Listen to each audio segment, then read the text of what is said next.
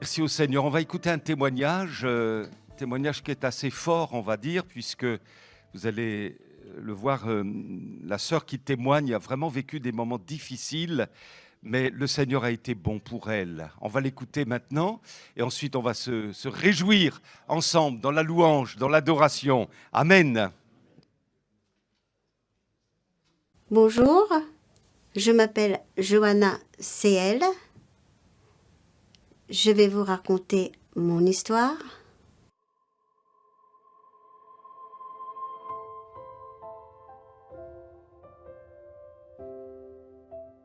Je viens de l'île Maurice, je suis issue d'une famille de 6 enfants. Ma famille était extrêmement pauvre. Et ma sœur vivait en France, donc elle est venue à l'île Maurice en vacances suite au décès de mon père. Et ma sœur a demandé à ma mère de me donner, comme j'étais la dernière, elle ne pouvait pas subvenir aux besoins de tous ses enfants.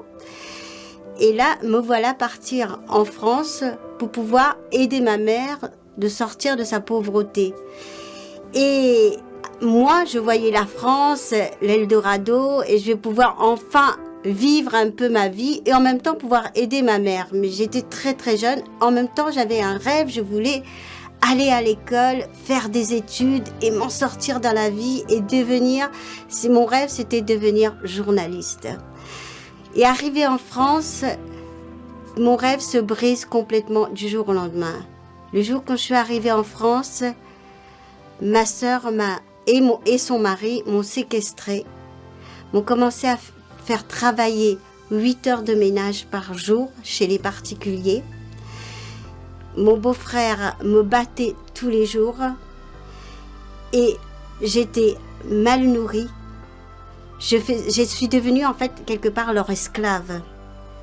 Et un jour, mon beau-frère m'a battue, m'a violée. Et ces jours-là, je me suis dit, pour moi, il est temps que j'arrête de vivre parce que je ne pouvais pas vivre. Je ne pouvais pas communiquer avec ma famille à l'île Maurice parce qu'il n'y avait pas les moyens, il n'y avait aucun moyen pour communiquer avec eux. Ensuite, mon beau-frère m'avait brûlé tout mon papier, mes passeports, mon billet d'avion pour retourner de nouveau dans mon pays. Il avait tout brûlé. Et ces jours-là, je me suis dit, une fois qu'il m'avait violée, battue, je me suis dit, je vais me jeter par la fenêtre. Et pour avoir le courage de me jeter par la fenêtre, on vivait au 8e étage. Je me suis dit, il y avait une seule solution, c'est de boire 1 litre d'eau de Javel. Et là, j'aurais le courage de pouvoir me jeter par la fenêtre. J'ai pris l'eau de Javel et j'ai pas eu le courage d'arriver jusqu'à la fenêtre. On habitait au 8e étage. Et là, je me suis écroulée. Il y a une gardienne qui a essayé d'appeler les pompiers et les pompiers sont arrivés. Je me suis retrouvée à l'hôpital. Et l'hôpital, inconscient. Donc quand je suis arrivée à l'hôpital, comme j'étais mineure, il y avait les policiers, tout ça qui était autour de ma chambre d'hôpital. Ma sœur est arrivée à toute vitesse et elle a dit, c'est moi son tuteur légal, j'ai le droit de voir ma sœur. Donc les policiers ont laissé ma sœur entrer et moi j'étais branchée de partout. Il faut dire que j'avais à peine 14 ans à l'époque. J'étais branchée de partout. Ma sœur est venue me voir et à l'oreille, ma sœur m'a dit une chose. Si tu dis que c'est mon mari qui t'a fait ça, je te retourne à l'île Maurice. Il faut savoir une chose. Quand on quitte son pays et qu'on arrive en France, on se doit de réussir. C'est comme ça. C'est dans la mentalité de mon pays, on se doit de réussir. En même temps, ma famille à Maurice comptait sur moi. Ma mère était dans la pauvreté là-bas, mon père était décédé, donc je me devais de réussir pour envoyer de l'argent à ma mère pour travailler. Il faut savoir que je travaillais 8 heures de ménage chez ma sœur. Quand je travaillais, je donnais tout l'argent à ma sœur pour qu'elle envoie l'argent à ma mère. Elle n'a jamais rien envoyé, elle gardait tout. Et là, ma sœur me dit, quand je suis sortie de l'hôpital au bout d'1 mois, parce que mon estomac était complètement brûlé. Donc au bout d'1 mois, je sors de l'hôpital, ma sœur me dit, je ne peux pas te garder chez moi. Ma sœur me met à la rue. Donc je me retrouve à la rue ne parlant pas le français, à peine. Et je vais vivre dans la rue en étant SDF. Et je vais manger dans les poubelles. Et je vais être comme ça, errant comme ça. Et finalement, petit à petit, je vais rencontrer une autre famille qui vont m'héberger un petit peu. Je ne me rends pas compte du tout que c'est dangereux cette famille, mais c'est une famille qui vont essayer de me vendre à une réseau de prostitution. Et là, ils vont m'emmener dans une boîte de nuit.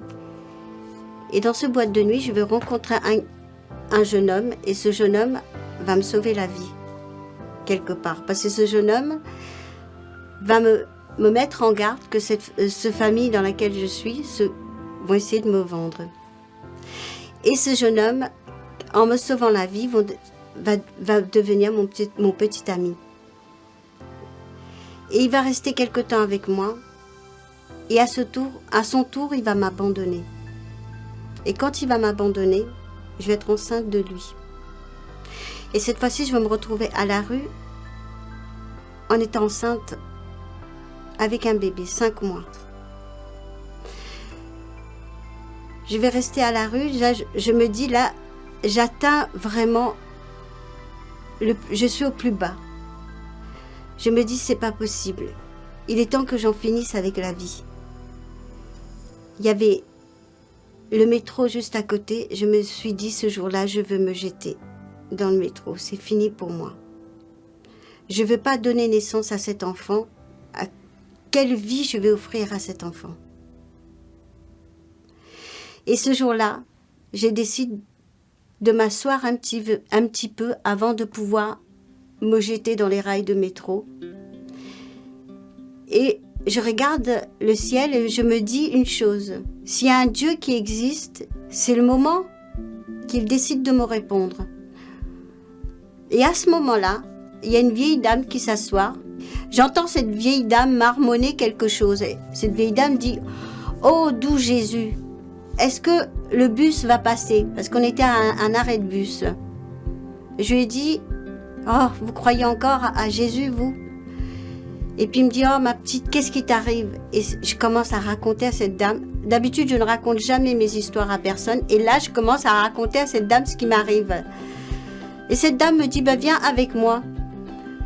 La nuit porte conseil. » Et à ce moment-là, je décide de ne pas passer à l'acte. Je pars avec cette dame. Je ne me jette pas dans les rails de métro. Je pars avec cette dame. Et cette dame m'accueille. Me donne un toit pour la nuit. Et je prends une douche. Je ne sais pas combien de temps je suis restée sous cette douche. Que la dame m'a accueillie. Et elle m'a donné une adresse. Elle m'a dit « Va à cette adresse ». Et je ne suis pas allée tout de suite. Je suis retournée dans la rue. Et puis, cette adresse est restée dans ma poche. Et pris quelque temps après, je suis allée à cette adresse. Et cette adresse, c'était une église. Et là, j'ai rencontré des chrétiens. Et j'ai rencontré plusieurs familles chrétiennes. Et ce qui m'a marqué dans ces familles chrétiennes qui m'ont accueillie, ils ne m'ont pas obligée de croire à leur Dieu. Ils m'ont juste accueillie. Ils m'ont juste aimée. Jusqu'à ce qu'un jour, j'ai compris qu'il y avait un Dieu, un vrai, un Dieu qui m'aimait. Voilà ce que je voulais partager aujourd'hui, ce que j'ai vécu. Alors, dans tout ça, j'ai écrit un livre. Ma sœur m'a toujours dit que tu ne pourras jamais raconter ce qui t'est arrivé parce que la honte, c'est pour toi. Alors aujourd'hui, je voulais dire, tous ceux qui ont vécu le viol, la maltraitance, la honte n'est pas pour toi. Ce que tu as une arme puissante, c'est la parole. La parole, quand tu parles, ça te libère. Il faut parler.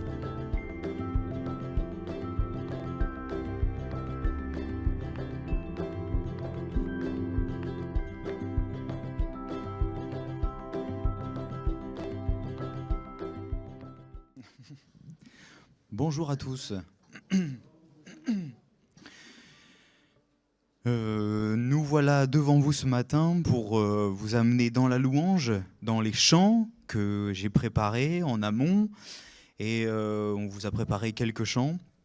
Et le premier, ce sera ton nom, le nom de Jésus. De l'aube au coucher du soleil, tes splendeurs nous émerveillent. Parce que le Seigneur Jésus, lui, il ne veille pas juste de 8h à 17h. Lui, il veille 24 heures sur 24. Il ne sommeille ni ne dort. Il est là, il veille sur nous, jour et nuit. Et ton nom, comme une tour aux 4 vents, nous rend fort à chaque instant, que tous les peuples, même les Elbeviens, entonnent un chant, car aucun autre nom n'est plus grand que ton nom, le nom de Jésus. Amen. Amen. Alléluia.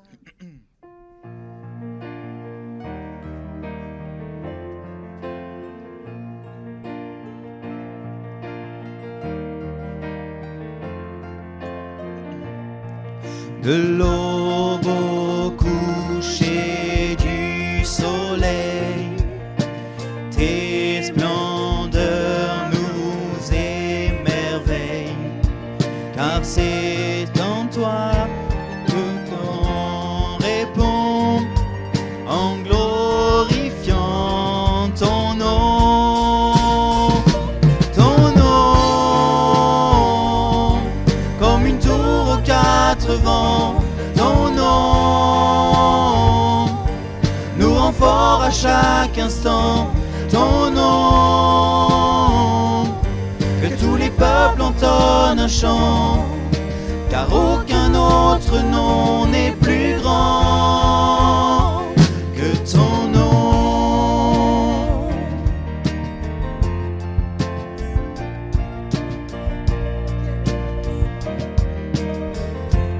Amen. Jésus fortifie nos cœurs. Jésus fortifie nos cœurs par ta grâce et ta grandeur, car c'est en toi que nous prions. Viens glorifier ton nom. Ton nom, comme une tour aux 4 vents, ton nom nous rend fort à chaque instant.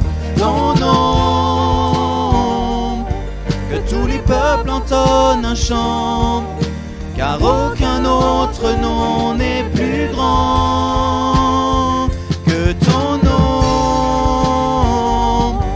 Comme une tour aux 4 vents, ton nom nous rend fort à chaque instant. Ton nom, que tous les peuples entonnent un chant, car aucun autre nom n'est plus grand que ton nom.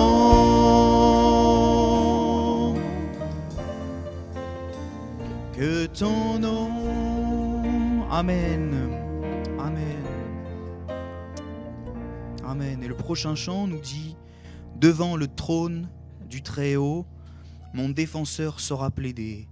Et je voudrais vous lire un passage de l'évangile un passage de la Bible qui nous dit, de la bonne nouvelle, la Bible qui nous dit, Hébreux 4, 14, ainsi puisque nous avons un grand souverain sacrificateur, Jésus-Christ, qui a traversé les cieux, Jésus, le Fils de Dieu, demeurons fermes dans la foi que nous professons, car nous n'avons pas un souverain sacrificateur qui ne puisse compatir à nos faiblesses. Au contraire, il a été tenté comme nous en toutes choses sans commettre de péché.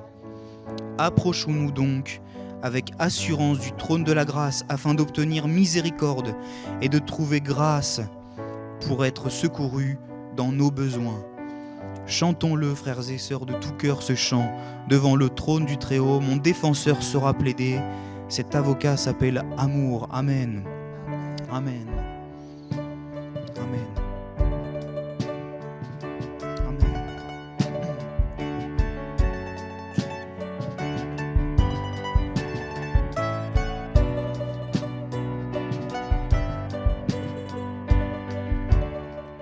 Devant le trône défenseur saura plaider. Cet avocat s'appelle amour, il intercède pour moi toujours. Mon nom est gravé sur ses mains, mon nom est inscrit sur son cœur, puisqu'il défend ma cause au ciel.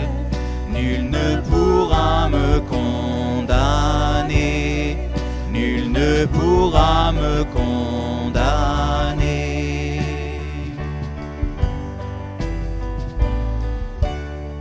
Et quand Satan me fait douter, vient me tenter, m'accuser, je lève les yeux vers celui qui a donné pour moi sa vie. Mon sauveur était innocent, sa mort me rend la liberté. Oui, Dieu le juste est satisfait, et il pardonne mon péché, et il pardonne mon péché.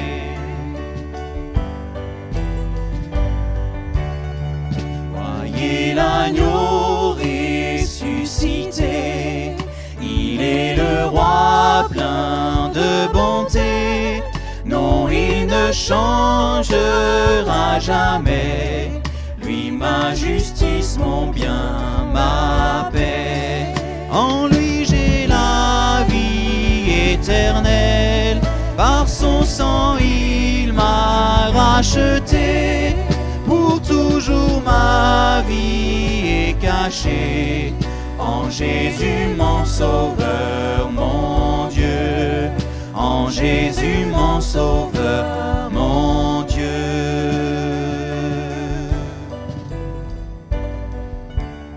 Amen. Amen.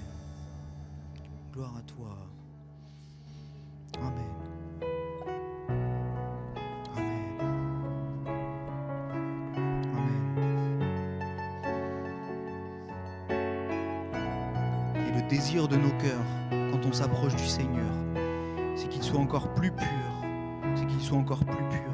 Purifie mon cœur, ô Seigneur. Rends-moi aussi pur que l'or et l'argent. Alléluia. Purifie mon cœur, rends-moi aussi pur que l'or et l'argent. Purifie mon cœur, rends-moi aussi pur que l'or. Feu du fondeur, je n'ai qu'un désir, être saint, mis à part pour toi, Seigneur. Oui, je choisis d'être saint, mis à part pour toi, mon seul maître, et prêt à t'obéir.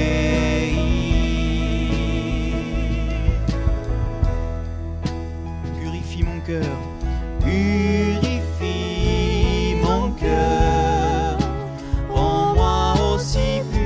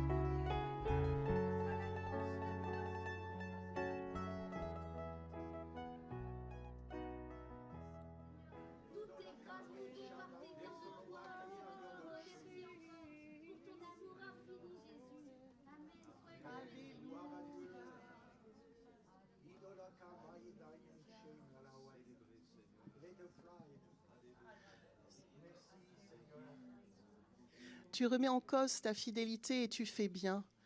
Tu remets en cause ta capacité à suivre Dieu et tu fais bien. Tu remets en cause ta capacité à marcher dans la sainteté et tu fais bien. La fidélité de l'Éternel ne change pas. Il est celui qui est assis sur le trône et ce qu'il a dit, il le fait. Il est avec toi tous les jours et il ne te quitte pas. Ce que tu ne peux pas remettre en cause et ce qu'il t'affirme encore ce matin, c'est qu'il est saint. C'est qu'il a vaincu le péché. Il a vaincu les liens qui t'ont retenu jusqu'à ce jour. Il les a brisés. Et les dominations qui dominaient sur ta famille, il les a dévoilées. Il en a retiré le pouvoir. Ne cherche pas à plaire à Dieu, mais donne-toi à Dieu, car Jésus-Christ, lui, est l'offrande parfaite. Et caché en lui, tu es saint. Attache-toi à celui qui a tout accompli et reconnais que par tes propres forces, tu ne peux pas glorifier Dieu, mais en lui, tu es à la gloire de l'Éternel pour tous les siècles. En Jésus seul, tu es celui et celle qui donne gloire pour l'éternité au nom du Roi des rois.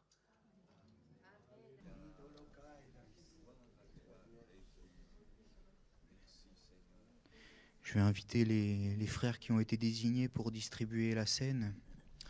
Et pendant ce temps, on va chanter un chant qui nous parle de la mort de Jésus sur la croix et de sa résurrection, oui, après, mais de sa mort qui... Jésus a été crucifié à notre place. Normalement, nous aurions dû prendre nos fautes, nos péchés et nos fautes, mais Jésus a tout pris à notre place. Dieu a envoyé son Fils unique. Dieu, ça lui a coûté, il a envoyé son Fils unique à notre place sur la croix. Mais par la foi en Jésus, maintenant, nous avons la vie. Nous avons la vie et maintenant, eh bien, par ce repas, c'est un symbole bien évidemment, mais par ce repas, nous communions que le corps de Christ a été déchiré et son sang a coulé. Et rappelons-nous que ce que Jésus a fait, chaque jour nous prenons ce repas. Alors nous chantons sur le mont du Calvaire, il était une croix où Jésus souffrit tant de douleurs. Cette croix me sera toujours chère. Elle est gloire et victoire pour moi. Chantons-le, frères et sœurs.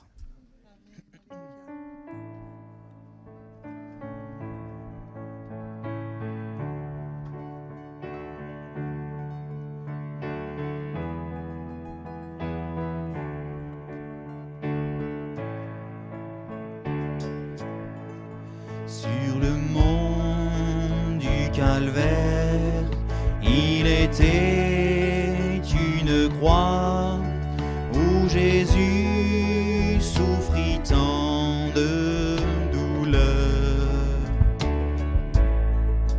Oui, c'est là qu'il mourut sur cet infâme bois pour sauver le plus vil des pécheurs.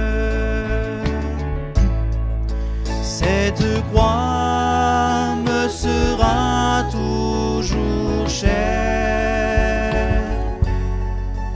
Elle est gloire et victoire pour moi. Et par elle, en la maison du Père,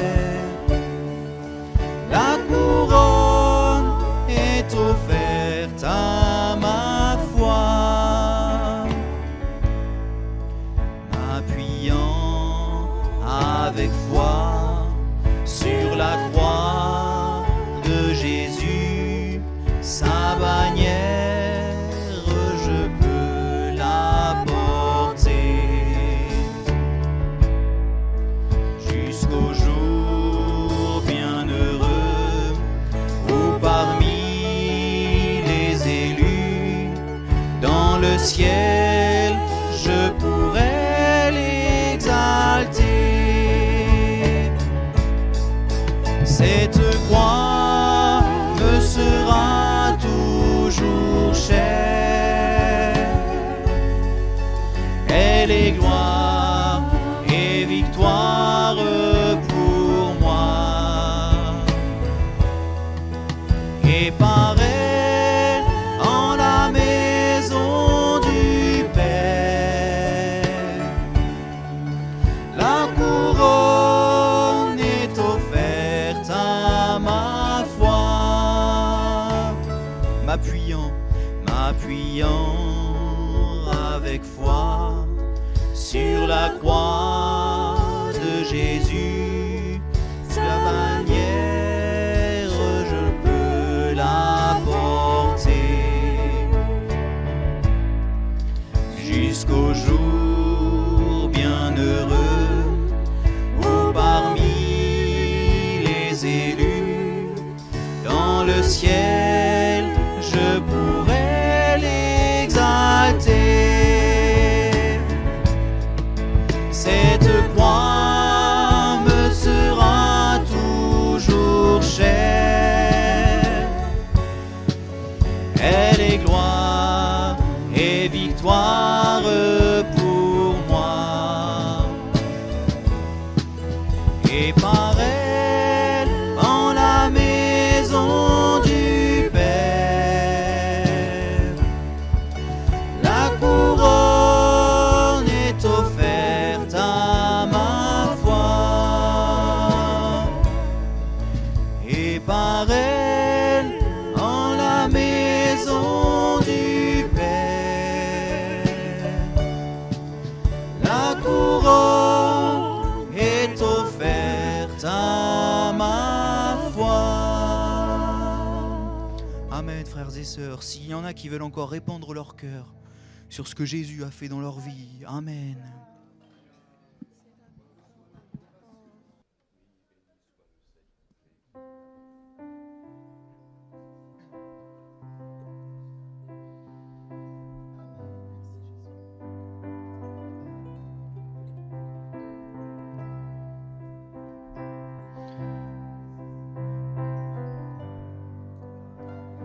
Amen. On vient de chanter l'amour de Dieu par le don de son Fils. Et on va chanter un dernier chant avant de laisser la parole, toute la place à la parole de Dieu, à la prédication de la parole de Dieu. Et je voudrais chanter ce dernier chant, l'amour de Dieu. Et le refrain nous dit, pour le péché de notre monde, Dieu nous donna Jésus. Et le premier couplet, c'est l'amour de Dieu surpasse ce qu'on peut dire, un cœur humain, il est plus grand que les espaces, même en l'abîme il nous atteint. Vous pouvez aller n'importe où, Dieu vous retrouvera. Vous pouvez aller dans la fosse des Mariannes, Dieu vous retrouvera. Sur l'Everest, Dieu il vous attendra. Vous pouvez vous retrouver dans la cave de votre maison, Dieu vous y attendra. Dieu il vous attend. Dieu il vous attend. Si vous n'avez pas encore fait la paix avec Dieu, Dieu il vous attend. Parce qu'il vous aime. Dieu il a donné son Fils unique pour vous, parce qu'il nous aime.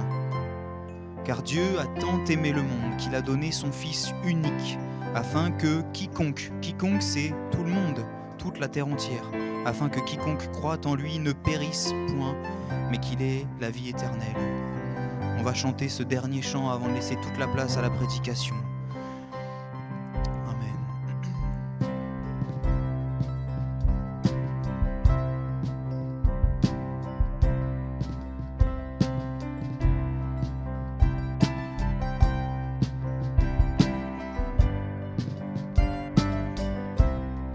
L'amour de Dieu de loin surpasse ce qu'on peut dire.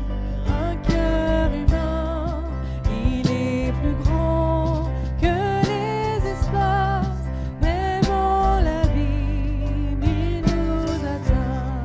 Pour le péché de notre monde, Dieu nous donna Jésus.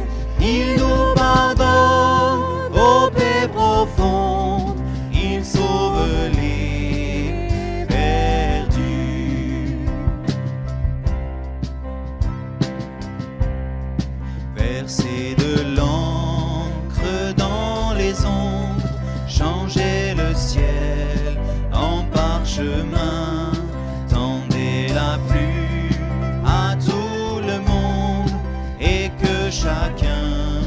soit écrivain.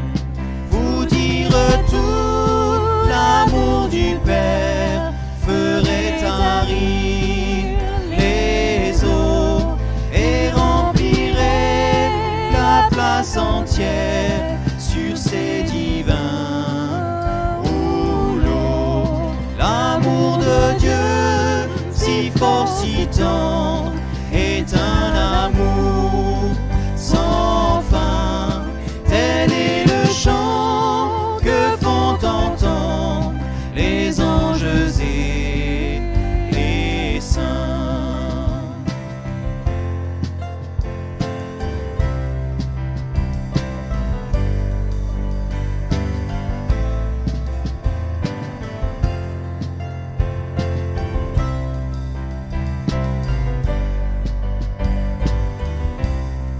Et que le monde un jour chancelle avec ses trônes et ses rois, quand trembleront tous les rebelles, soudain saisis d'un grand effroi. De Dieu l'amour que rien ne lasse, pour nous encore vivra. C'est le miracle de la grâce. Amen, alléluia. L'amour de Dieu, si fort, si tendre, est un amour sans fin. Tel est le chant que font entendre les anges et les saints. L'amour de Dieu, si fort, si tendre, est un amour sans fin. Tel est le chant que font entendre les anges et les saints.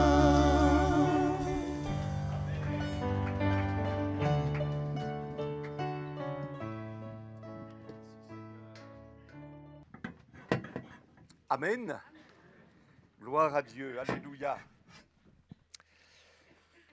Alors, ce matin, on va partager un sujet éminemment pratique, on va dire. Personnellement, j'apprécie beaucoup la méditation de la parole, la prédication aussi, quand elle revêt un aspect pratique. Et vous allez voir que c'est particulièrement pratique ce que nous allons regarder ensemble. Comment vous vous sentez? Ça va? Est-ce que ça vous arrive parfois que ça bouillonne à l'intérieur? Est-ce que ça n'arrive qu'à moi? Est-ce que vous ressentez parfois que les nerfs prennent le dessus? La panique? Est-ce que vous avez tous de très bonnes nuits? En toutes circonstances, quand tout va bien évidemment. Quand ça va moins bien, c'est plus compliqué, on va dire. Est-ce que vous n'avez jamais de tension? Je ne parle pas du cœur là, mais de tension intérieure. Vous voyez, quelque chose qui... Ouais, ça bout, quoi, comme une cocotte minute. Et peut-être que quelqu'un est venu vers vous gentiment, alors que vous étiez en train, avec passion même, ça débordait de partout, vous étiez en train de vous plaindre, de gémir, de murmurer, et ce quelqu'un vous a dit « du calme ». Du calme. Et on va parler de calme ce matin. Du calme. C'est important que ça va être très simple, mais ce n'est pas parce que c'est simple que ce n'est pas important. C'est important et je voudrais vraiment m'exhorter ce matin, alors en ayant médité moi-même ce que je vais vous partager, je l'ai fait en m'exhortant personnellement. Parce que ce n'est pas toujours calme à l'intérieur. On est humain, je veux dire. On n'est pas parfait encore comme on devrait l'être davantage, sans doute, puisque le Seigneur dit « Soyez parfaits comme je le suis ». Donc on marche vers cette perfection. Mais au niveau émotivité, au niveau de tout ce qui se passe à l'intérieur de nous, il faut reconnaître qu'il y a des moments, des fichus quarts d'heure, quoi. Des moments compliqués, des moments où, waouh, c'est dur, Seigneur, c'est dur. Voilà. Mais il y a une parole de Dieu qui traverse le ciel par le Saint-Esprit. Et cette parole, Dieu veut la déposer dans notre cœur. Du calme. Du calme. La parole de Dieu nous rapporte le récit d'un roi, un roi très intéressant d'ailleurs, qui s'appelle Josaphat. Et Josaphat, un jour, alors que c'était un homme fidèle, un homme qui aimait Dieu, mais ça n'empêche pas que, même si l'on est fidèle et qu'on aime Dieu, il n'y ait pas de tempête dans la vie. Et lui, il a connu une fameuse tempête parce que il y a eu à son époque une coalition de rois réunissant toutes leurs armées, et leurs armées représentaient une immense foule. Et ils étaient prêts à en découdre avec Josaphat et l'armée de Juda qui était toute petite. Et donc, on annonce à Josaphat, voilà, une multitude fonce vers toi. Une multitude est prête à t'attaquer ainsi que le royaume de Juda. Qu'est-ce qui s'est passé? Josaphat a eu peur. Un homme de foi, un homme fidèle, un homme attaché à la parole du Seigneur, mais un homme. Et ce n'est pas parce qu'on a la foi qu'on est déshumanisé. Parfois, on peut entendre des absurdités en disant « t'as la foi ou pas ?» Oui, j'ai la foi. Allez le dire à Josaphat, face à cette multitude surarmée. T'as la foi ou t'as pas la foi, Josaphat? Mettez-vous à la place de Josaphat. Donc il a peur. Et la Bible dit qu'il a une frayeur. Et c'est tout à fait légitime d'avoir peur. Maintenant, ce qu'il faut, c'est pas rester avec notre peur. C'est de ne pas la nourrir, de ne pas l'alimenter, évidemment. Et pour ce faire, eh bien, Josaphat a eu le bon automatisme. Lequel? Il a consulté l'Éternel. Alléluia. Et en ayant consulté l'Éternel, il a organisé un temps de jeûne et de prière pour tout Juda. Toute la population, hommes, femmes, adolescents, enfants, toute la population était invitée à se tenir devant l'Éternel dans le jeûne et dans la prière. Vous savez, mes amis, quand il y a des situations particulières que nous devons traverser, et là c'était vraiment une situation particulière, et quand nous-mêmes nous sommes affligés, quand une grosse épreuve nous tombe dessus, quand il y a une tempête violente qui nous menace et qui est susceptible de nous déstabiliser, il faut prier, jeûner et consulter Dieu, chercher le cœur de Dieu. Alors la population de Juda a été réceptive à cet appel. Et l'ensemble des habitants de Juda, tous les Juifs, sont sortis de leur maison, de leur ville, de leur village, de leur campagne, et se sont rendus à Jérusalem dans la maison de l'Éternel. Et là, Josaphat va faire une prière poignante, remarquable. Je vous en cite un extrait. Éternel, Dieu de nos pères, il est devant tout le peuple. Le désarroi est sans doute là, c'est pesant, l'atmosphère est pesante.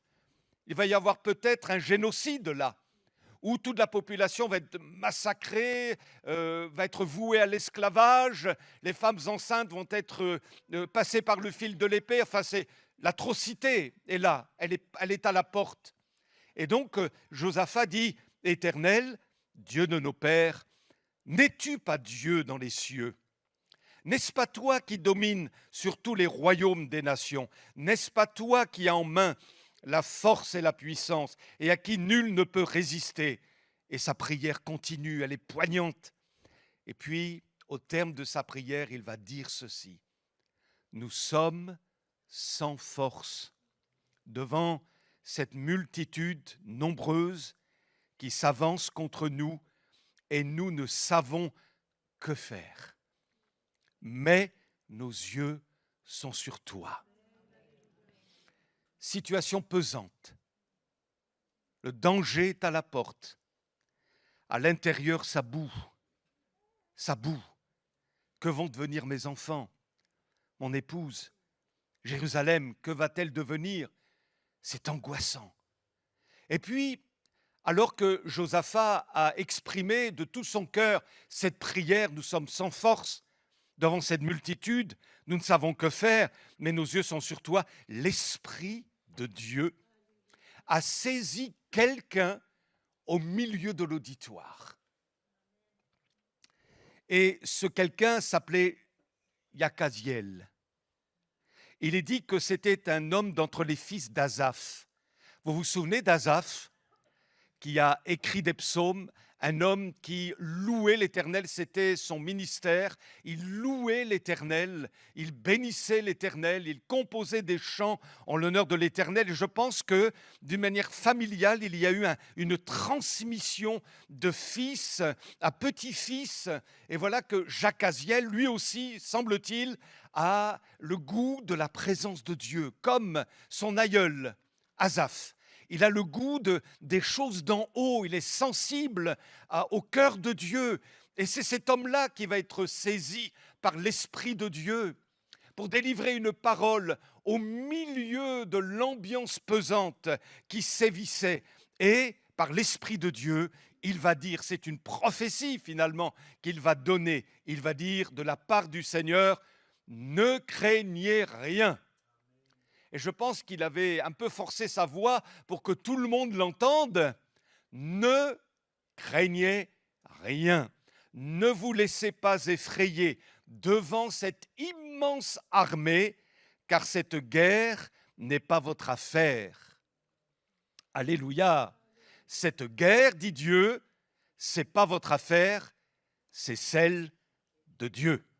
Demain matin, marchez contre eux. Ils vont gravir la montée de la fleur. Vous les rencontrerez au bout du défilé à l'entrée du désert de Yérouël. Vous n'aurez même pas à combattre. Et l'Esprit dit, contentez-vous de prendre position et de vous tenir là. Vous verrez l'Éternel vous accorder la délivrance. Qu'est-ce que ça veut dire en clair? En un mot, qu'est-ce que ça veut dire? Dans cette atmosphère épouvantable au sein de la population de Juda, Dieu est en train de dire du calme. Du calme. Comment du calme? Tu ne vois pas que nous périssons? C'est ce que les disciples ont dit alors qu'ils étaient dans la barque et que l'eau remplissait la barque au moment de la tempête. Jésus dit, mais pourquoi avez-vous eu peur? Gens de peu de foi. C'est comme si Jésus disait aux disciples malmenés par la tempête, du calme. Je suis là. Comme j'aime dire à Henri de la Réunion, il est là ou il n'est pas là? Il est là. Du calme. Et le Seigneur de rassurer le cœur de Josaphat et le cœur de la tribu de Juda, cette guerre, ce n'est pas votre guerre.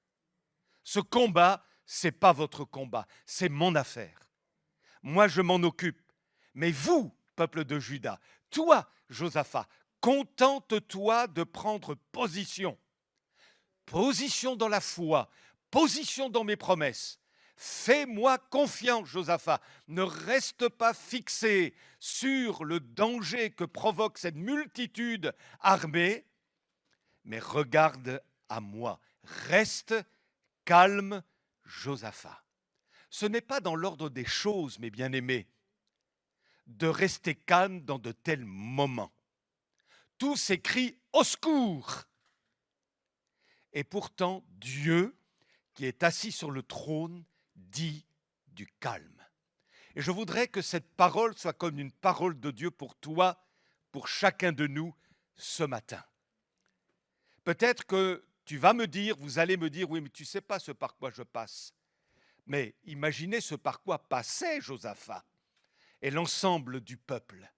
Imaginez ce par quoi passaient les disciples menacés par la tempête et leur navire qui menaçait de chavirer. Et pourtant, le Seigneur dit du calme, je suis là. On va voir dans la prochaine diapo ce fameux texte d'Ésaïe 35 que vous connaissez sans doute par cœur. C'est dans la tranquillité et le repos que sera votre salut. C'est dans le calme et la confiance que sera votre force. Si finalement on ne demeure pas dans ce calme et cette confiance, nous perdons de la force. La chair reprend ses droits. L'incrédulité s'installe. La panique prévaut. Nous avons besoin de calme. Et la confiance et le calme vont de pair. C'est quand on perd confiance, quand on chancelle dans le domaine de la confiance, que l'anxiété s'installe en nous. La peur et la panique s'installent en nous. Et puis, dans le psaume 65, verset 2, dans la Bible du Semeur, BDS, Bible du Semeur, j'aime beaucoup cette version-là pour ce texte qui dit « Notre calme attente. Notre calme attente à toi et la louange que nous t'offrons. Notre calme attend à toi. » Alors que nous sommes dans l'attente, celle-ci s'entoure de calme et elle se transforme en louange. Gloire à Dieu. Georges Muller a dit ceci, vous savez, cet homme qui a eu un ministère vraiment précieux pour les petits orphelins de Londres, notamment de Bristol, en Angleterre au XIXe siècle. Georges Muller a vécu par la foi, il n'avait rien, mais en Dieu, il avait tout. Et pour nourrir ces centaines d'enfants, centaines d'orphelins, parfois il n'avait rien. Mais Dieu pourvoyait d'une manière ou d'une autre. Et ayant vécu tout cela, ayant vécu par la foi, alors qu'il y avait de quoi paniquer bien souvent, eh bien, il dit le commencement de l'inquiétude et la fin de la foi, et le commencement de la foi et la fin de l'inquiétude. On le relit ensemble?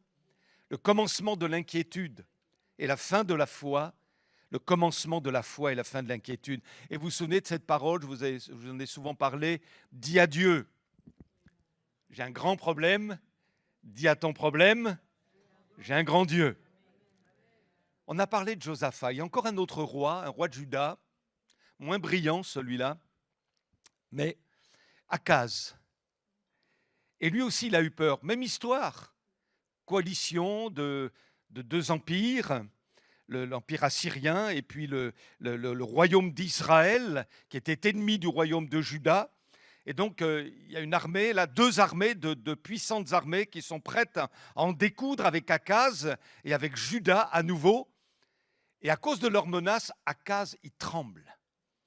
Et Juda tremble aussi, à tel point que le prophète Ésaïe dit ceci, rapporte ceci dans son livre au chapitre 7, verset 2, « Le cœur d'Akaz et le cœur de son peuple se mirent à frémir comme les arbres de la forêt sous le vent. » Et là encore, Dieu va intervenir prophétiquement. Il va susciter son prophète, son porte-parole, qui était Ésaïe à cette époque-là. Et Ésaïe, eh bien, Dieu lui demande d'aller voir Akaz.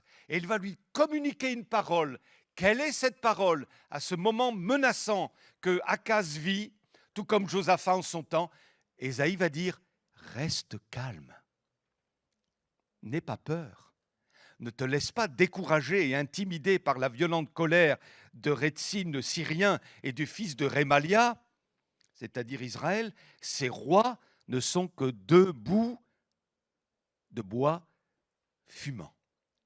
Et au terme de sa déclaration, on va le lire ensemble sur la diapo, écoutez ce que dit Ésaïe de la part de Dieu à Akaz.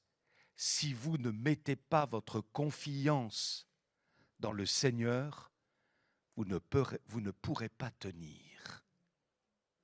On peut avoir été baptisé, on peut venir à l'église, gloire à Dieu, aimer le Seigneur, mais être complètement à l'envers, stressé au plus haut degré, complètement angoissé, là ce matin, en raison d'une circonstance particulière, et on peut comprendre que c'est dur à vivre et tout ça, on peut le comprendre humainement parlant. Mais là encore, le Seigneur va nous dire, et peut-être que ce n'est pas facile à entendre, mais il va nous dire du calme. D'ailleurs, si tu ne me fais pas confiance, tu vas te détruire. Tu vas laisser le diable injecter en toi toutes sortes de choses qui vont te détruire. Alors, fais-moi confiance. Amen. Nous sommes comme le psalmiste au psaume 119 parfois, et c'est toute notre humanité. Je suis comme ça, vous êtes comme ça. Lorsque l'homme de Dieu dit « Mon âme languit après ton salut », vous voyez, il y a un soupir qui vient du cœur. « J'en peux plus, interviens Seigneur ». Et il ajoute « J'espère en ta promesse », psaume 119, 80, verset 83. Mes yeux languissent après ta promesse. Je dis, mais quand tu vas me consoler, Seigneur? Quand?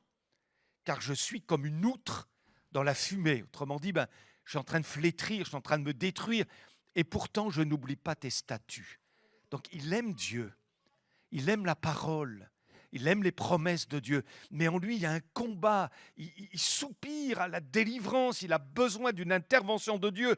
Et celle-ci ne semble pas venir. Il dit, mais quand est-ce que tu vas me consoler, Seigneur? Est-ce que tu me consoleras en m'exaucant? Fais-moi grâce. Il y a un combat, une tension terrible.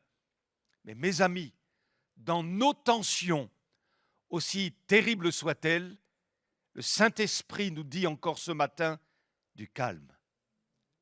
Du calme. Voilà la parole du Seigneur pour nous. Si nous ne retenions que cela ce matin, nous avons retenu la pensée de Dieu. Je m'attendais à un amen plus convaincant. Hein? Amen. Du calme. Alors, je lisais un feuillet calendrier, un vieux feuillet de calendrier, il y a certains feuillets comme ça qui vous font beaucoup de bien. Alors, vous les entassez, peut-être chez vous. Moi, je les photographie, je les mets dans mon ordi.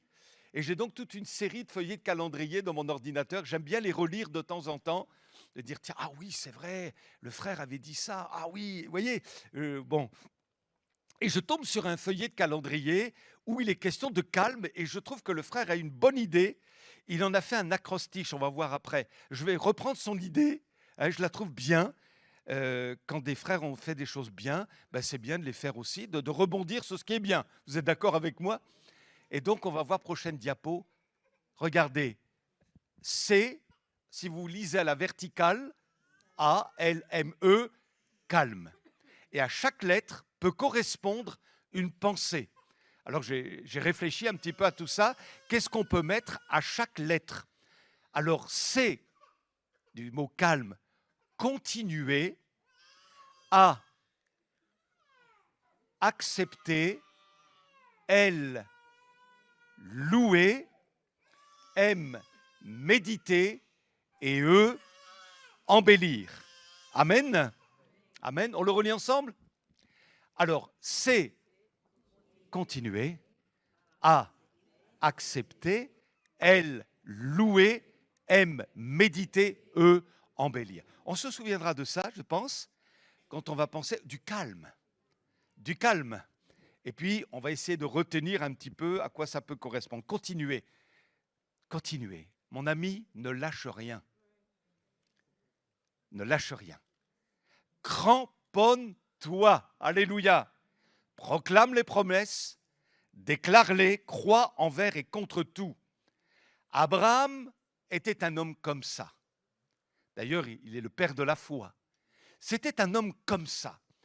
Alors que Dieu lui avait dit, tu auras une postérité, elle sera très nombreuse. Lui, il était âgé, sa femme aussi, les années passaient, toujours rien. Et pourtant, Dieu avait fait une promesse. Mais l'apôtre Paul rend témoignage d'Abraham de la manière suivante. Dans l'Épître aux Romains, je vous cite au verset 4, verset 18, « Espérant contre toute espérance. Il crut, en sorte qu'il devint père d'un grand nombre de nations. » Et la transcription d'Alfred Cohen, ou l'Alfred Kuhn, comme vous voulez, dit ceci dans la Parole vivante. Là où toute espérance paraissait insensée. Là où toute espérance paraissait insensée, lui, Abraham, a espéré. Et s'est cramponné avec foi à cette promesse, nombreuse sera ta descendance, ainsi il est devenu le père d'une multitude de peuples. Il s'est cramponné. Là où toute espérance paraissait folle. Et peut-être que toi, tu te dis, mais c'est fou de croire que c'est encore possible. C'est fou, je suis dans quelque chose d'insensé. C'est pas possible, non, c'est rationnellement, c'est pas possible. Mais si Dieu t'a fait une promesse, qu'elle vient vraiment de lui, tu serres dans ton cœur, eh bien là où ça paraît fou, toi tu t'y cramponnes et tu y crois. Et Abraham, c'est comme ça qu'il a fonctionné, espérant contre toute espérance. Vous vous souvenez de cette parole du prophète Habakkuk, si la prophétie tarde, on n'aime pas quand ça tarde, hein. Encore pire, attends-la, on n'aime pas d'attendre, hein. Car elle s'accomplira certainement. Et quand le prophète de la part de Dieu, enfin quand le Seigneur, dit ceci, attends-la, la prophétie elle est en marche, l'exaucement est en marche, attends-la, si ça tarde, attends l'exaucement. En dessous, d'après vous, comment le Seigneur veut qu'on attende? Moi, je ne sais pas si vous êtes un peu comme moi, mais j'aime pas attendre. Et dans notre génération, on aime de moins en moins attendre. Parfois, alors que franchement, maintenant, avec les moyens techniques, votre ordinateur, la fibre maintenant, avant on parlait de la DSL, vous voyez, c'était waouh, la fibre et tout ça. Et pour moi, ça ne vient pas encore assez vite. C'est pas comme ça que vous êtes? Avec votre ordinateur, oh, vous voyez, toujours plus vite, toujours plus vite. Ce qui veut dire que on est construit de plus en plus aujourd'hui dans notre mentalité à attendre le moins possible. Et toute la société est fabriquée comme ça, cette société de surconsommation où il suffit d'appuyer sur un bouton. Donc, on fonctionne de plus en plus. Et les générations qui viennent, elles seront intolérantes à l'attente. Intolérantes, elles ne supporteront pas le fait d'attendre, ce n'est pas possible. C'est impensable. Vous comprenez ce que je veux dire? Et pourtant, dans la Bible, il faut de la patience. La Bible nous enseigne la patience. Et c'est compliqué. C'est compliqué. Mais quand Dieu dit, si ça tarde, attends. Non pas dans le stress, en trépignant, en étant complètement démoralisé, et tu vas démoraliser les autres en même temps, mais attends dans le calme. Et là, c'est un défi que nous avons à relever. Là où sur la terre, les mots attendre et calme ne vont pas ensemble, dans le ciel, ça se conjugue bien. Une attente calme et sereine. Gloire à Dieu. Que Dieu nous soit en aide. Alors, je voudrais revenir à la diapo continue en disant ceci. La persévérance nous aide à calmer notre souffrance générée par l'attente qui devient insupportable. Continue. Ne lâche pas. Cramponne-toi jusqu'à l'obtention de la victoire et dans le calme. Amen. Ensuite, il y a le mot « à ». Et j'ai pensé à ceci. Alors, c'est peut-être que vous n'allez pas être d'accord avec moi, mais j'ai pensé à ça. En tout cas, ça m'aide beaucoup. « À » comme accepter. Si on n'accepte pas certaines choses, eh bien, ça devient insupportable intérieurement.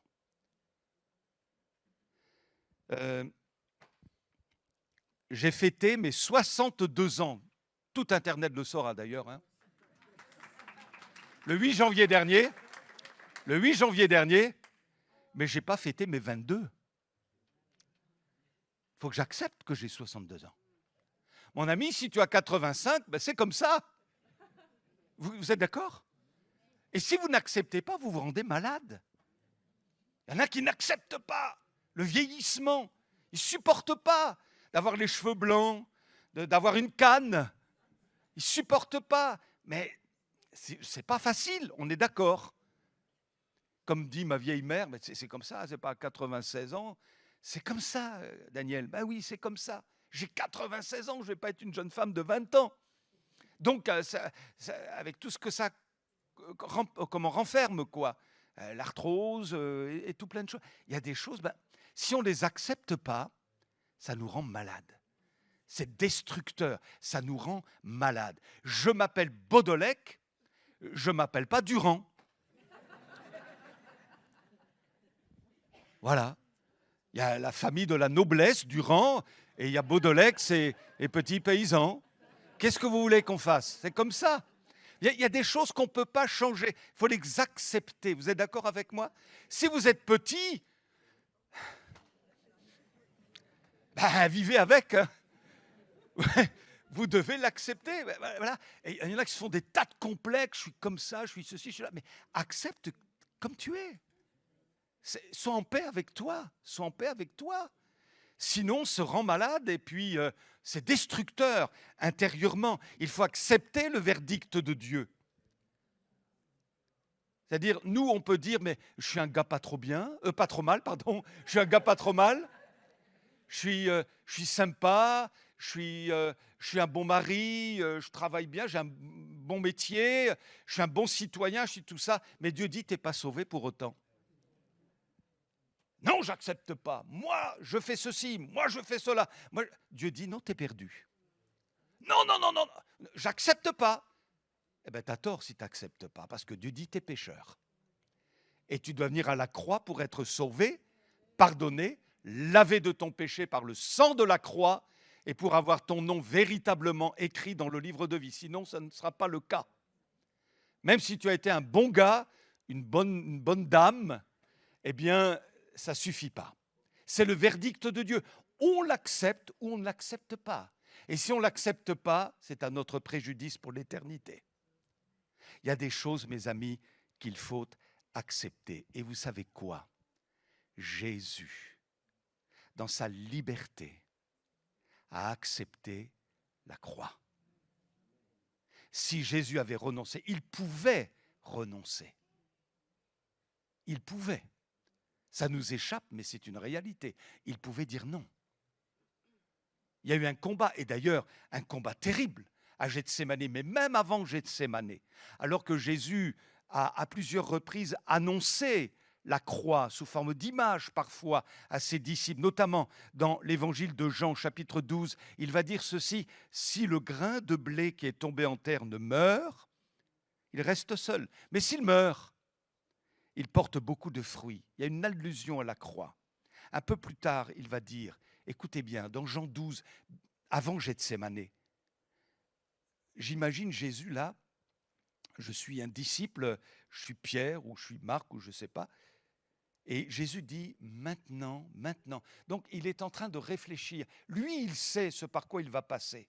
Il sait que la croix n'est pas loin et qu'il faut qu'il aille jusque-là pour être fait pécher à notre place afin que nous ne soyons pas condamnés si nous croyons en lui. C'est le seul chemin de salut pour l'humanité. Il sait ça, lui le juste, le saint dans l'absolu. Et il dit, oh, maintenant mon âme est troublée. Que dirais-je? Et dans ma Bible, l'auteur a mis des points de suspension. Comme pour dire qu'à ce moment-là, lorsque Jésus a dit, maintenant mon âme est troublée, il pense à la croix. Que dirais-je? Point de suspension. Il y a un temps de pause. Et on imagine Jésus ému. C'est pesant. Mon âme est troublée. Il y a un temps de silence, un temps d'émotion, un temps de soupir. Et puis, après, il dit à son père, là il s'adresse directement à son père, « Père, délivre-moi de cette heure. Délivre-moi. » Vous voyez, il y a toute son humanité là, qui est en train de dire non, je ne peux pas, non, délivre-moi de cette heure. Et puis point de suspension, là encore, un temps de pause, de vive émotion. Et puis, il y a l'acceptation. Et il va dire, mais c'est pour cela que je suis venu jusqu'à cette heure. Après le combat, après la vive tension, il y a l'acceptation. Et dès lors qu'il y a eu l'acceptation de Jésus par rapport à la croix, le verset suivant, verset 28 de Jean chapitre 7 dit « Père, glorifie ton nom ». Une voix vint du ciel. « Je l'ai glorifié, dit l'Éternel, je le glorifierai encore. » Parce qu'il a accepté là, eh bien le ciel s'ouvre et il y a l'approbation de Dieu. Mes amis, il y a des moments importants pour nous d'acceptation. Je me souviens de cette sœur qui avait un enfant handicapé, on les a très bien connus, et c'était difficile, et la maman, je la revois, la petite était sur une chaise roulante, et puis avec l'âge, elle prenait plus de poids, tout ça, c'était compliqué. Et je revois cette maman prendre sa fille comme ça pour la mettre dans la voiture ou la porter, c'était difficile. La situation était compliquée et un jour, elle me dit qu'elle était en train de repasser et puis ça turbinait dans sa tête, elle était au bout de fatigue, elle était épuisée avec sa fille. Il y avait comme un choix qui se présentait à elle, charnellement parlant, soit la rejeter, ou soit l'accepter. Et puis, évidemment, son cœur de mère a triomphé et elle a dit « j'accepte, j'accepte ». Mais elle a accepté en passant le relais au Seigneur. Alléluia, j'accepte. Le fait d'accepter l'a remotivé, l'a fortifié, alléluia, lui a rempli son cœur. Béni soit Dieu, amen. Hein? Si votre épouse tombe malade, ou votre mari tombe malade, ou votre enfant, eh bien, je sais que Jésus guérit, c'est vrai. Amen. Hein? Il faut être plein d'espérance. Mais il y a quand même ce temps où il faut faire face à la maladie. Et si Jésus ne guérissait pas? Alors on pourrait constamment dire « Non, je ne veux pas, mon épouse, elle est handicapée. » Non, Vous savez, il y en a qui abandonnent leur épouse comme ça. Hein? Ils vont chercher ailleurs. Ou vice-versa, où j'accepte de mener le combat en comptant sur le Seigneur. Et voyez-vous, je vais conclure ce point, ce n'est pas une acceptation résignée. J'accepte parce que je n'ai pas le choix, et puis voilà. Non, ce n'est pas une acceptation résignée, pleine de frustration, mais une acceptation combative, pleine d'espérance. Amen. Ça va, ça fait son chemin dans nos cœurs. Ce n'est pas facile ce que je vous dis, hein, je reconnais, hein, mais on a bien mesuré l'enjeu. On n'accepte pas, on se fait du mal et on détruit même les autres. Ou alors on accepte en faisant confiance à Dieu, en s'en remettant à lui. Et c'est pourquoi j'ai noté accepter. L'acceptation nous aide à calmer le bouillonnement de nos pensées. Amen. Ça va, je vois que le temps passe là, il va falloir que j'écourte un peu. Louez, louez, alléluia. Il y a un texte dans le livre des psaumes, je vais raccourcir un peu ce que j'avais mis là, psaume 8, verset 3, il est dit « Par la bouche des enfants et de ceux qui sont à la mamelle, tu as fondé ta gloire. » Je ne comprends pas bien personnellement, tu as fondé ta gloire. J'ai consulté d'autres versions et par exemple dans la Bible du Semeur, il est dit « Tu fais jaillir la louange ». Donc par la bouche des enfants et de ceux qui sont à la mamelle, eh ben, tu fais jaillir la louange. Hein? Donc pour Dieu, quand le petit qui est à la mamelle, et parfois il fait « c'est une louange pour Dieu ». Alléluia, vous voyez, c'est une louange pour Dieu, c'est formidable. Et donc, par la bouche de ces enfants-là et de ceux qui sont à la mamelle, tu fais jaillir la louange. Pourquoi? Pour confondre tes adversaires et pour imposer silence à l'ennemi et au vindicatif. Alléluia. Les petits-enfants, les bébés qui sont à la mamelle sont des êtres fragiles. Et quelque part, frères et sœurs, même si ça ne va pas vous plaire ce que je veux dire, mais on est fragile dans notre humanité. On est fragile. C'est donc l'image de la fragilité, de quelque chose sans défense. Mais le texte biblique dans le psaume 8 nous dit que la louange a le pouvoir d'imposer le silence à l'ennemi. Et l'ennemi peut être cet ennemi intérieur, la culpabilité par exemple, la dépréciation, la négativité, le ressentiment, la jalousie. Eh bien, quand tout ça jaillit là dans notre cœur, veut prendre sa place, le Saint-Esprit nous dit loue, loue, loue. Et en louant, tu vas imposer le silence à l'ennemi. Alléluia. Ça, c'est important, mes amis. La louange contribue, on va passer à l'autre, oui. La louange contribue à mettre le calme dans notre âme en y élevant le Seigneur. Je suis allé visiter une chère sœur que je ne citerai pas. Sois rassurée ce matin, ma sœur, puisqu'elle est au milieu de nous. Et cette sœur me disait, voilà, sa condition de vie n'est pas facile du tout. Du tout, du tout, du tout.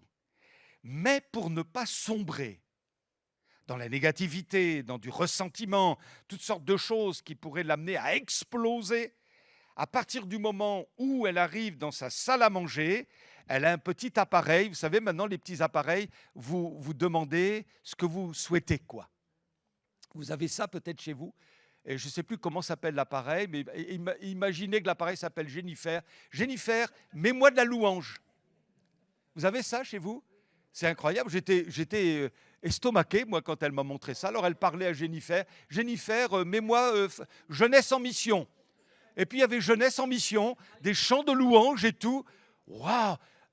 Alors, moi, j'ai dit, mais ton appareil écoute tout, mais dis-moi, dis Jennifer, je veux Johnny. Elle se souvient, j'ai dit, mets-moi Johnny, comme ça, pour voir si ça marche. Jennifer, mets-moi Johnny Hallyday. Et puis, Johnny, il a commencé à... Je dis, bon, ça va. Et on a remis d'autres musiques de louange. Et vous savez quoi? Je lui ai dit, elle va sourire quand je lui ai dit, écoute, demande à Jennifer si elle peut pas me donner un $250 000. Elle me dit, ça marche pas. Ça marche pas. Bon. Eh bien, cette chère sœur, elle met de la louange toute la journée. En tout cas, quand elle est chez elle, quand elle ne travaille pas. De la louange. Elle rentre dans sa salle à manger. Jennifer, mets-moi Jeunesse en mission. Jennifer, mets-moi Exo, le groupe Exo. Jennifer, ceci. Et il y a de la louange. Et elle me dit, mais ça m'aide. Ça m'aide, ça me remonte mon moral. C'est une atmosphère de louange dans la maison. Il y a la présence du Seigneur et ça me donne envie de donner gloire à Dieu. Alléluia. Et ça, eh bien, ça porte silence. Ça amène le silence à toutes les voix extérieures, les voix du malin qui vont essayer de la ramener sur sa situation compliquée. Regarde comment tu es, regarde dans quel état tu es, regarde dans quel... Non. Elle loue et elle impose le silence à l'ennemi et au vindicatif. Alléluia! Quel est le degré de notre louange dans notre vie personnelle, mes amis? Que Dieu nous aide. Oui, on a le droit de supplier, on a le droit d'apporter nos requêtes, mais il faut ne pas oublier les actions de grâce, la louange, l'adoration. Béni soit Dieu. La louange contribue à mettre le calme dans notre âme en y élevant le Seigneur. Alléluia. Vous tenez bon? M comme maintenant méditer. Méditer. Alléluia. Ça marche pas? Ça marche pas? Ah, dommage. Tant pis.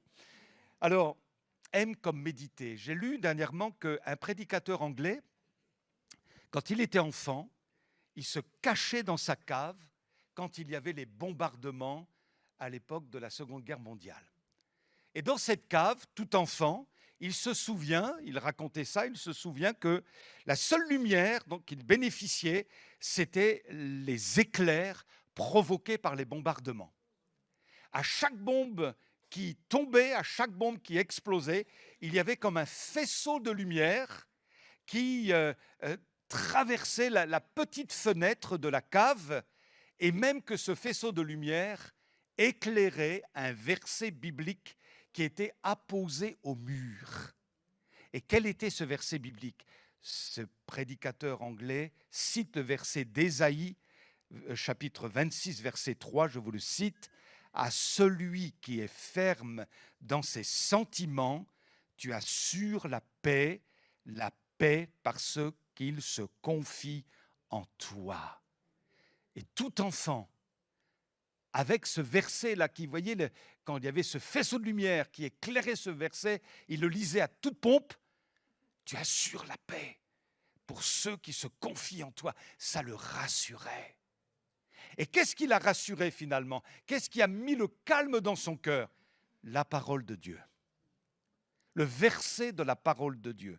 Mes amis, nous avons besoin dans les moments troubles, particulièrement, dans les moments plus difficiles, les moments de perplexité, de lire, relire, proclamer la parole du Seigneur. On ne lit pas seulement la Bible dimanche matin au culte, mais il est important que nous soyons des gens du livre. Et je vous l'ai dit plus d'une fois, avant d'être le peuple de l'esprit, on est le peuple du livre. On est le peuple de Dieu qui aime la parole du Seigneur. Alléluia. Un jour, un frère m'a dit, Daniel, la seule chose qui m'a tenu dans mon épreuve, c'est ma lecture biblique au quotidien. Et il m'a cité un passage dans le psaume 119, verset 92, et il l'avait souligné dans sa Bible. Si je n'avais pas fait de ta loi mes délices, j'aurais depuis longtemps péri dans ma misère. Et c'est la parole qui l'a tenu. Alléluia. Pour ramener le calme. La parole de Dieu est capable de calmer nos humeurs, nos agacements, notre irritation quand on traverse des moments difficiles. Et on termine par le « e » du mot « calme ». Et j'ai pensé à... Je me suis dit, qu'est-ce que je pourrais mettre élevé, Alors j'étais en train de réfléchir, et j'ai pensé à embellir. Embellir. Notre vie a besoin d'être embellie. Ce n'est pas le moment, quand on est dans la situation d'Akaz ou de Josaphat, de se replier sur soi et de ne plus voir personne. Vous comprenez? Parfois, certains se disent « Oh, je fais un temps de pause, je ne vais plus à l'église. » Moi, je n'ai jamais compris ça. Je vous le dis franchement. C'est le moment d'y venir. Un temps de pause, c'est de venir dans la maison de Dieu. Il me semble, personnellement. Maintenant, mais enfin, j'ai jamais fait de temps de pause, moi, par rapport à la maison de Dieu. Jamais. Je me suis dit, mais il m'est jamais venu à l'esprit de dire « Oh non, je fais un temps de pause, je n'y vais pas. » Je sais que là, je vais prendre des forces, quoi. Normalement, je vais prendre des forces. Et notre vie, elle peut être embellie par des relations. Vous voyez, des relations, des rencontres fraternelles. Et l'Église, elle est là pour ça, justement. Embellir sa vie, pour ramener le calme. Combien de fois, alors qu'on a eu une semaine épouvantable, on est venu dans la maison de Dieu, par exemple le vendredi soir ou le dimanche matin, puis on a reçu quelque chose d'une manière ou d'une autre, une prophétie, une prédication, une parole d'un frère ou d'une sœur, un moment de visitation de l'esprit, comme on a eu vendredi soir d'ailleurs, quelque chose de Dieu, et on est reparti avec le calme de Dieu. Revitalisé, fortifié, restauré, alléluia. C'est une manière d'embellir sa vie et d'aller chercher le calme dont on a besoin. Et deuxièmement, je dirais, là je ne vais pas développer, puisse le Seigneur nous donner la grâce. Et vraiment, c'est un défi qu'on se lance, que je me lance, parce que j'en ai bien besoin aussi, embellir notre vie par le pardon. Ça change tout. Le dialogue, plus de dialogue, la transparence, la bienveillance, la reconnaissance, la proclamation des promesses de Dieu, ou embellir sa vie en communiquant du bien aux autres. Alors je mets ceci, embellir notre vie de manière spirituelle, calme les revendications de notre moi, égoïste et revendicatif. Alors dans tout ce que j'ai dit, si on retient une seule parole, laquelle? Du calme. Du calme. Amen. Et vous pourrez me dire si à un moment donné je suis un peu tendu, un peu découragé, vous allez me regarder, vous allez me dire du calme. Du calme. Oh, je vais dire, ah oui, c'est vrai, j'avais prêché ça, c'est vrai. Du calme. Et ça fait du bien. C'est ce que Dieu veut pour nous. Du calme. On fait retomber la tension là. Pourquoi? Parce que Jésus est là. Sinon, il y a de quoi paniquer, on est d'accord. Mais Jésus est là. Et ce n'est pas parce que Jésus est là qu'il n'y a pas de tempête. Jésus était dans la barque alors qu'il y a eu la tempête. Mais il était là. Ça fait toute la différence. Du calme. Alors, pour un petit rappel, je vous enverrai ça, si vous voulez, la diapo par mail. Du calme. On pense à, du calme, du calme. C'est, continue mon frère, continue ma sœur. J'accepte. Il y a des choses, je ne peux pas les changer, c'est comme ça pour le moment. Il n'y a que toi qui peux les changer, les choses, Seigneur. Il n'y a que toi. Moi, je ne peux pas. mais j'accepte, j'accepte. Waouh, ça ramène la paix. Elle, oh Lou, mon frère, ma sœur, Lou, tu vas imposer le silence au vindicatif. M, médite, ça va te faire du bien. Reçois les promesses, va les chercher les promesses qui vont te faire du bien. Et eux cherchent à embellir, non pas à aggraver la situation, à te recroqueviller sur toi-même, à t'isoler, mais cherche à embellir ta vie à tout niveau. Embellis-la, alléluia.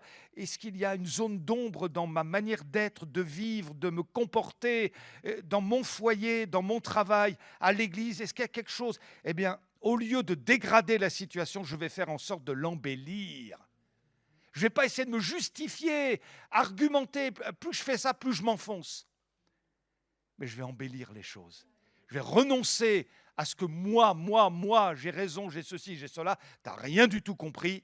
Ce qui est important, c'est de donner gloire à Dieu.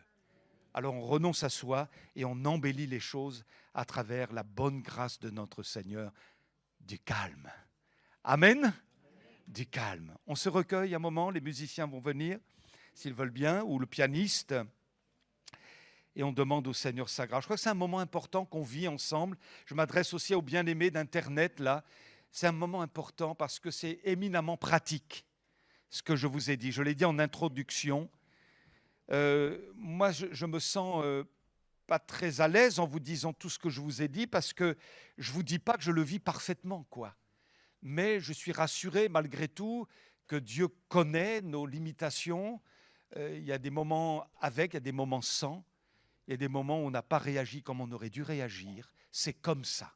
Mais le Seigneur veut ramener le calme. Amen. Il veut ramener le calme dans ton couple.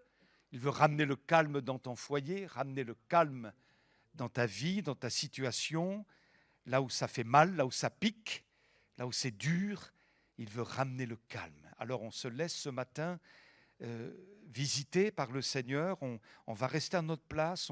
Je vais simplement prier. Et puis paisiblement, on laisse le calme s'installer en nous. Le seul nom de Jésus ramène le calme. Seigneur, tu connais nos vies à chacun. Tu connais la liste des choses qui sont compliquées, qui sont parfois même insupportables, difficiles à vivre. Tu connais nos questionnements. Seigneur, on est tous différents, on a chacun nos problématiques, nos soucis, nos tempêtes, nos moments difficiles qu'il nous faut accepter malgré tout. Seigneur, on est là devant toi dans notre humanité. Et comme dit l'homme de Dieu dans le psaume 119, mais tu sais que j'aime ta loi, j'aime ta parole. On t'aime, Seigneur. On t'aime les uns les autres, on t'aime. Mais tu connais nos moments de tension entre la confiance qu'on te témoigne, les promesses qu'on a reçues et les moments d'attente qui sont insupportables, les moments de tension extrême, les moments compliqués, ça bouillonne de partout en nous. On est en tension, Seigneur, et on soupire et on dit comme l'homme de Dieu, mais à quand la consolation, à quand la délivrance, à quand l'exaucement? Mais à chaque fois, tu nous rappelles cette parole, si ça tarde, attends. Et nous voulons que cette attente soit entourée de calme. Ça ne sert à rien, Seigneur, on le sait, de nous époumoner, ça ne sert à rien de nous débattre de tous les côtés. Seigneur, on veut effectivement expérimenter ce calme.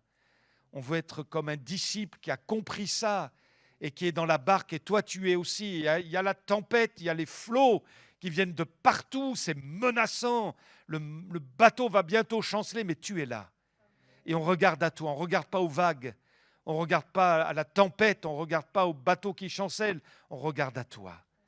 Et toi, tu es parfaitement dans le contrôle.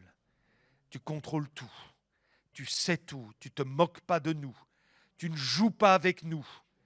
Nous ne sommes pas des pions sur une table d'échecs. Seigneur, on est tes enfants et tu nous aimes et tu sais quels sont nos besoins, quelles sont nos attentes, quelles sont nos demandes, nos prières. Alors Seigneur, en attendant que ça vienne et on te passe le relais, on sait que ça va venir, au temps marqué par toi, en attendant, on veut exhorter notre âme, notre être intérieur à être dans le calme. On veut dire du calme à notre âme, du calme à notre âme. du calme à notre cœur, du calme à nos pensées, du calme, parce que tu es là, cher Sauveur. Et nous te faisons confiance à nouveau. Puisses-tu te réjouir ce matin de ce que nous choisissons de te faire confiance. Nous choisissons d'être renouvelés dans notre confiance, dans notre foi. Et par conséquent, Seigneur, nous croyons que tu nous approuves et que tu nous bénis. Alléluia. Visite mes frères et sœurs, particulièrement ceux qui sont en difficulté majeure. Visite-les ce matin et, Seigneur, puisse cette parole les avoir encouragés. Tu as voulu encourager ton peuple ce matin. À toi la gloire, à toi la louange. Alléluia. Nous t'adorons dans le nom de Jésus. Amen. Amen.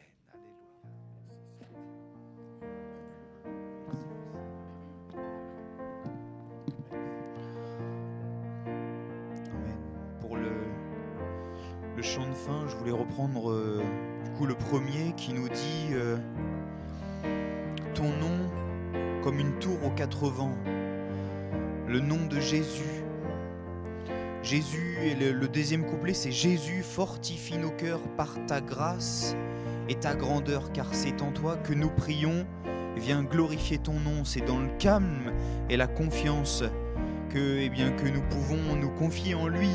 En fait, ton nom comme une tour aux 4 vents nous rend forts à chaque instant. Amen. Comment nous pouvons douter quand nous prions en Jésus. Amen. De l'aube au coucher du soleil. De l'aube au coucher du soleil, tes splendeurs nous émerveillent, et notre cœur d'enfant répond en glorifiant ton nom. Ton nom, comme une tour aux 4 vents, ton nom nous rend forts à chaque instant. Ton nom, que tous les peuples entonnent un chant, car aucun autre nom n'est plus grand que ton nom.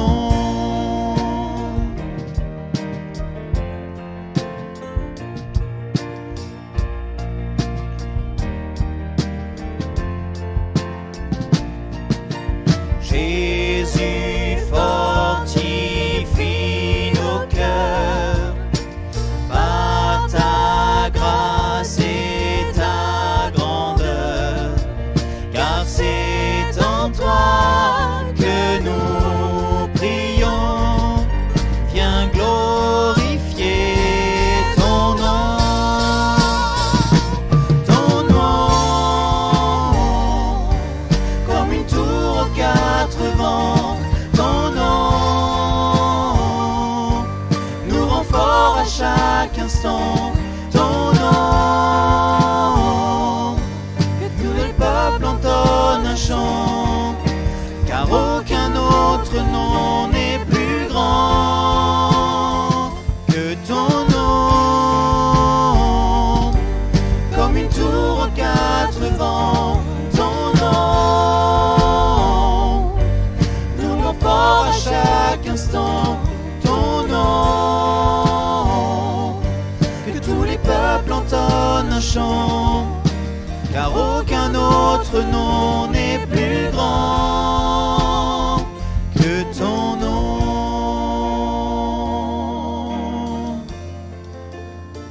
Que ton nom. Amen. Jésus, la pierre angulaire de nos vies. Amen. Amen. Adieu. Amen. Merci à nos bien-aimés. Amen. Qui nous ont conduits dans la louange. Alléluia. Quelques annonces. Un merci au Seigneur aussi, bien entendu. Bienvenue. Alors vous avez remarqué, j'ai ajouté un... Bah oui, je me suis dit après tout. Degedomat, ça veut dire bienvenue en breton. Voilà. Voilà. Alors pour les travaux, eh bien, continuez voilà, vous sentir investis aussi les uns les autres. Et n'hésitez pas à contacter notre frère Daniel pour un coup de main. Les choses avancent. Merci Seigneur. Aujourd'hui, tronc pour la rencontre. De belles choses s'y passent. On n'oublie pas cette œuvre. Dieu fait grâce. Il y a des gens qui viennent, de plus en plus d'ailleurs, pour des aides ou autres. C'est un, voilà, comme l'a dit la sœur tout à l'heure dans le témoignage, c'était intéressant, un beau témoignage. Hein. Et elle disait, en fait, ils m'ont rien forcé, ils n'ont rien dit. Quand je suis arrivé dans l'église, ils m'ont pas forcé à croire, mais ils m'ont aimé. C'est beau, hein, ce témoignage. Ils m'ont aimé. Et c'est venu, le Saint-Esprit a fait son travail après dans le cœur de cette femme. Et c'est le but aussi de la rencontre, d'aimer les gens comme ils sont, là où ils en sont, et puis de leur montrer finalement de manière concrète l'amour de Christ. Et le Saint-Esprit fait le reste. Alléluia. Nos rendez-vous, alors habituels, si ce n'est que mercredi à 18h, nous avons un CA de l'association cultuelle en vue de la préparation de notre AG, qui aura lieu le dernier dimanche du mois d'avril. Et puis... vendredi, alors oui, vendredi, une réunion importante aussi, le vendredi soir. Voilà, je sais que ce n'est pas évident pour tout le monde d'y être, mais mettez le paquet, voilà, mettez le paquet pour pouvoir y venir parce que franchement, on y vit de belles choses. Dans une variété de propositions de réunion, mais on y vit de belles choses et c'est un petit peu comme l'autre rame. Vous êtes dans une petite barque, il y a une rame dans la main gauche, mais si vous n'en avez qu'une, vous faites du surplace ou vous tournez en rond, il faut l'autre rame. Et je dirais le vendredi, c'est l'autre rame. Vous voyez, l'autre pendant au dimanche, et ça permet d'avancer vraiment. Et là, donc, on va continuer une deuxième partie du thème « Le monde des ténèbres ». Si vous avez des questions sur le sujet, vous m'envoyez par mail ou par écrit, sur un papier, et puis on va essayer d'y répondre aussi vendredi prochain. Et il y aura une petite réunion pour préparer le week-end de foi en fête. Vous voyez, déjà, on est à l'avance, mais il faut déjà préparer les choses en amont. Ça se passera au mois de juin, foi en fête. On aura probablement le dimanche des baptêmes. On va faire aussi un grand repas le soir, comme on avait fait l'année dernière. Le samedi soir, il y aura Cité Libre, il y aura sans doute la chorale, des intervenants divers, et on va inviter aussi un couple qui chante, ils ont composé des choses, un merveilleux témoignage. On va en profiter aussi pour entendre leur témoignage. On va se faire du bien. Amen. Samedi, journée des actifs à Évreux, donc j'y serai aussi. Et puis dimanche, on aura la joie d'accueillir le pasteur Patrice Trulès qui exerce le ministère à Dieppe. Voilà, un frère de la Réunion. Amen. Alors, il y a eu une merveilleuse rencontre de sœurs. Peut-être, Patricia, si tu veux dire quelques mots. Ce n'était pas prévu, mais quelques mots. Quelques mots. Amen. Non, bien. Voilà, c'est ça. Quelques mots, ça serait bien. Ah oui. Voilà. Bah écoutez, celles qui étaient là avec moi hier, nous ne pouvons que dire que nous avons été fortifiés, édifiés, enrichis, équipés. Voilà. Pour un service plus efficace. Et nous avons mieux compris qui nous sommes en Christ. Voilà. Nous étions 300 femmes. Ouais. De toute la région. À Dieu en soit la gloire. Gloire à Dieu. Voilà, les sœurs s'en fait beaucoup de bien. Puis le temps était de la partie, ce qui fait qu'elles ont pu manger à l'extérieur. Il y avait une atmosphère de joie, d'amour pour Dieu. Enfin, voilà, le Saint-Esprit était là. Et ça a bien construit aussi les cœurs. Voilà, gloire à Dieu, on se réjouit de ça. Amen. Alors oui, pour notre prochaine réunion chrétien disciples, les questions dont je vous ai parlé tout à l'heure. Ensuite, on arrive avec un concert proposé par Sylvain Frémont, alors très connu de ma génération en tout cas. Ils ont fait beaucoup de chants pour Jeunesse en Mission. Vraiment un frère qui a reçu de Dieu dans le domaine de la louange. Il est plus très jeune, mais ce n'est pas parce qu'on n'est pas très jeune qu'on n'aime plus la louange. Et il va faire vraiment du bien. Et en plus, c'est un concert gratuit dans les locaux de Vernon, le samedi 22 mars à 20h. Donc si vous avez à cœur d'y être, eh bien, ce sera une bénédiction, je pense, pour vous aussi, de chanter, de louer Dieu avec le frère Sylvain et son équipe. Voilà, alors une rencontre Move le 29 mars, les jeunes sont au courant, de 9h30 à 17h à l'église évangélique de Caen. Moi, eux, et lui, avec le pasteur Andy Alasso. Et puis, une autre chose encore, qui penses-tu être? Là, c'est un camp pour les 12-16 ans, près de Pont-Audemer, du 4 au 6 avril. Ça va venir vite. Il faut vous inscrire au plus vite, car le nombre de places est limité. Vous contactez Sophie à cet égard. Voilà, lieu d'accueil, la rencontre, rue Charles Mouchel, les offrandes du culte, et puis un verset. Je t'instruirai, psaume 32, verset 8, je te montrerai la voie que tu dois suivre, je te conseillerai, j'aurai le regard sur toi. Tu es béni, soyez béni, sois béni, amen, amen.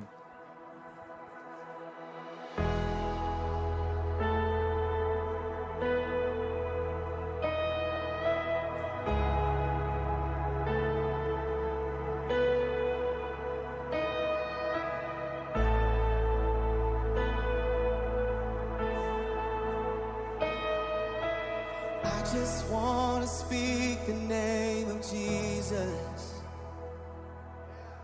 over every heart and every mind.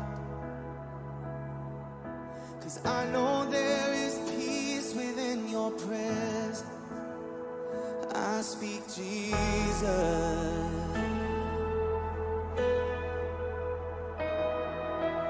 I just want to speak the name of Jesus till every dark addiction starts to break. Declaring